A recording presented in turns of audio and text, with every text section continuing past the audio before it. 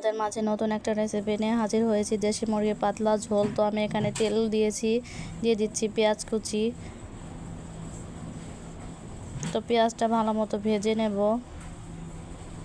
তো এখানে দিয়ে দিচ্ছি তেজপাতা, দিয়ে দিচ্ছি গরম মশলা, এলাচ, দারচিনি, দিয়ে দিচ্ছি রসুন বাটা, দিয়ে দিচ্ছি আদা বাটা।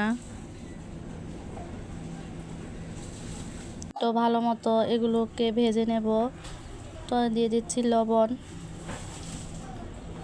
তো দিয়ে দিচ্ছি হলুদ। আমি সামান্য পানি দিয়ে দিচ্ছি মশলা কষানোর জন্য।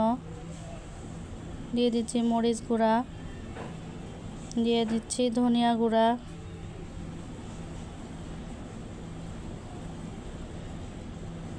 তো মশলাটা ভালো মতো কষিয়ে নেব। দিয়ে দিচ্ছি জিরা, গরম মশলা গুঁড়া। কষানো শেষ, মাংসগুলো দিয়ে দিচ্ছি।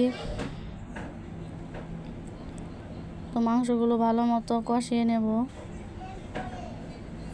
ঢাকনা দিয়ে ঢেকে দিচ্ছি।